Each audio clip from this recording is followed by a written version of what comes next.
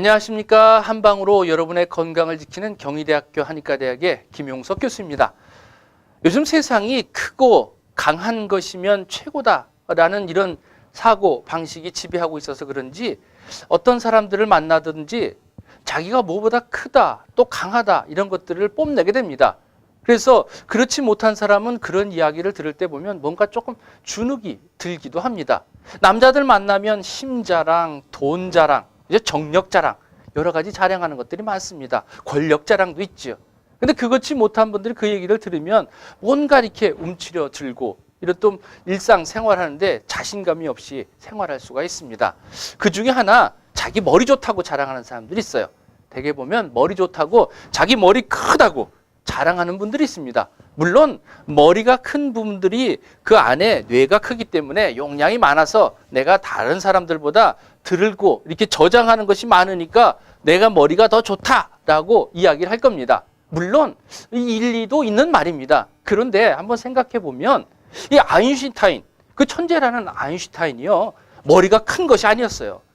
정상 사람의 그 머리보다, 성인 남성의 머리보다 그가 작았답니다. 그런데 그 작은 사람이 머리 크다고, 또 우리 말대로 가방 크다고 공부 잘하는 거 아닌 것처럼 머리 크다고 그 머리에 들어있는 것들을 활용한 것은 아닌 것을 볼 수가 있습니다. 만약에 머리가 크면 또 뇌가 크면 지능이 뛰어나다고 했다면 돌고래, 사람보다요 무려 5배 내지 6배 정도의 머리가 큽니다. 그렇다면 돌고래가 사람보다 더 머리가 좋아야 될 거 아니겠습니까? 한의학에서는 형성기쇠라는 말이 있습니다. 이 형태가 크지만 그 안에 기가 좀 약하다는 거죠. 그야말로 허우대만 멀쩡하게 좋지 그 안에 내실이 없는 경우를 바로 형성기쇠라고 이야기합니다. 쉽게 얘기하면 엔진은 큼지막한데 그것들을 돌릴 수 있는 효율적인 힘이 부족하다는 것이죠. 그러니까 체격이 큰 사람일수록 그 안에 실하지 못하다는 그런 이야기가 바로 형성귀세라는 말입니다. 실제로 작은 고추가 맵다라는 이야기도 하지 않습니까? 자, 이렇게 형성귀세한 문제, 크다고 다 좋은 것은 아니라는 것이죠. 그 안에 내실이 중요한 것이에요. 대개 보면 학부모님들부터 이런 이야기를 들어요.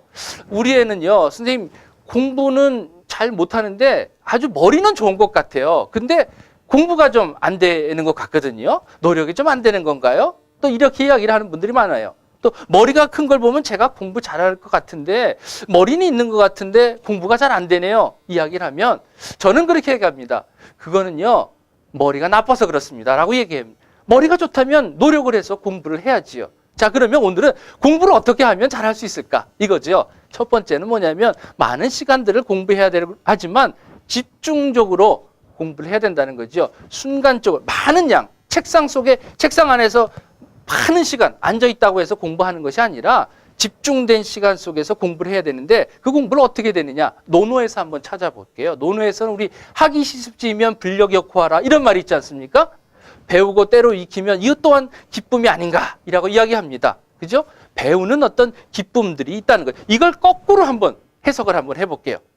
배우고 때로 익히면이 아니라 앞에 기쁘면 배우고 때로 익히는, 역으로 한번 생각을 해보면요, 공부하는 것도 마찬가지로 기뻐야 좋다는 것이죠. 기뻐야 할 수 있다는 거예요. 내가 기뻐야 공부를 하는 것이지 억지로 해서는 절대로 안 된다는 것이죠. 그 기쁨을 알게 되면 또 공부하는 것들이 더 쉬워지고 또 집중해서 공부를 하게 되니까 머릿속에 쏙쏙 들어올 수 있다는 것이죠. 자, 이렇게 머리를 좋게 해주는데 식품이 뭐가 있냐면 천마라는 식품이 있습니다. 천마를 먹게 되면 머리에 불순물들이 없어지고 기억력들을 증강시켜주는 그런 효과가 있습니다. 또 견과리 중에 호도 같은 것도 마찬가지로 머리를 좀 맑게 해주고 또 뇌와 같은 이런 영양분을 보충시켜주는 이런 역할을 하게 됩니다.